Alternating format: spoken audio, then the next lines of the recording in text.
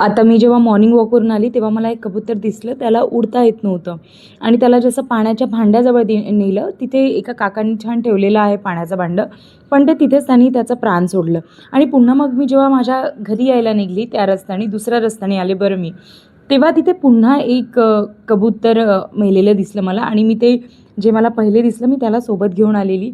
दुसऱ्या वाटेने मला देवाने त्यासाठी पाठवलं असेल कदाचित, कारण बिचारं ते दुसरं कबूतरसुद्धा तिथे मेलेलं दिसलं मला. मी नक्की फोटो शेअर करते तुमच्याशी.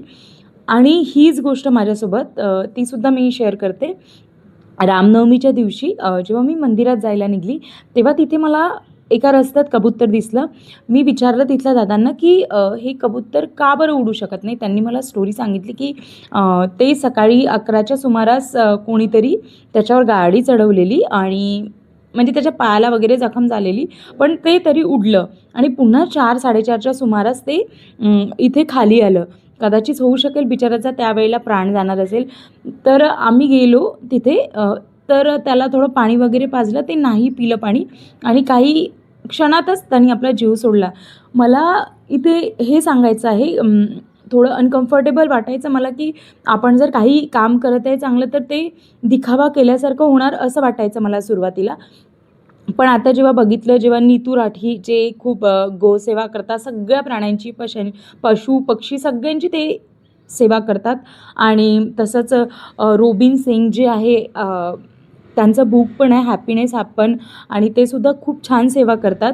त्यांनीसुद्धा सांगितलं की तुम्ही चांगलं काम करत असाल तर थोडं सांगा किंवा शेअर करा, कारण आपण सगळे एक दुसऱ्यांकडूनच काहीतरी चांगलं शिकत असतो. आधी मला पण वाटायचं की मी दिखावा करणार जर मी कोणत्या पशुपक्ष्यांना, गायांना किंवा डॉग्सला काही टाकत आहे तर, पण मला असं वाटते आपण एक दुसऱ्यांकडून काहीतरी चांगलं शिकू शकतो. म्हणून प्लीज, उन्हाळा आहे, जर तुम्हाला खरंच प्राण्यांची किंवा जे डॉग्स असतात त्यांची भीती वाटत असेल तर त्यांना मारू नका, कारण आपण एक दुसऱ्यांकडूनच काहीतरी शिकतो.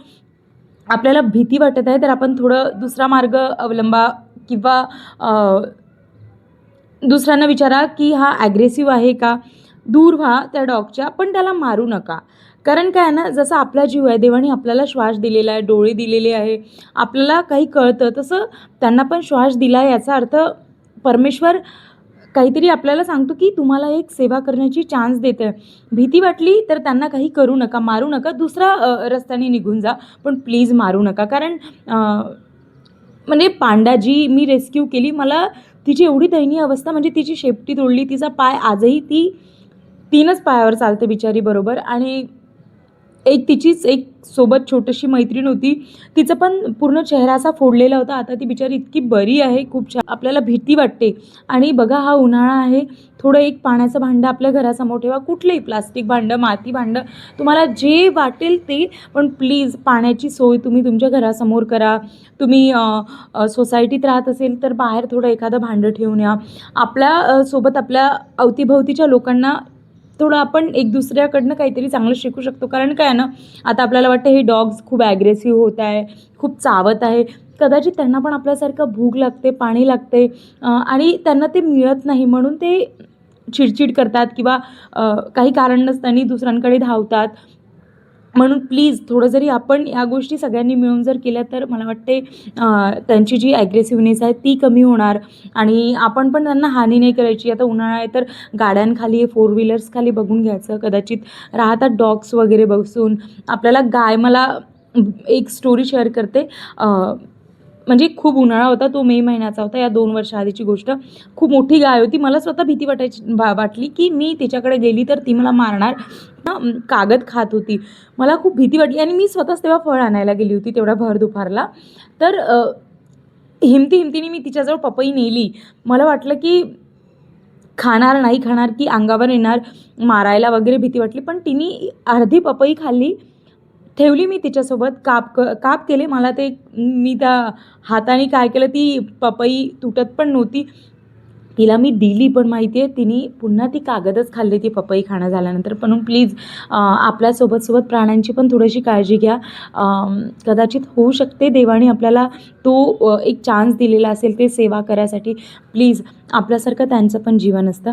आणि सॉरी जर माझ्या बोलण्यातून काही चूक झाली असेल तर मी सॉरी म्हणते. पण प्लीज थोडंसं एक पाण्याचं भांडं आणि आपल्या घरी पोळी शिजते तर अर्धी पोळी, एक पोळी तरी प्रत्येकाने जर ठेवली ना, जे काही डॉग्स किंवा पशुपक्षी म्हणा, काय तुमच्या घरासमोर येत असेल तर सगळ्यांची तहान आणि अन्न यांची भूक भागेल.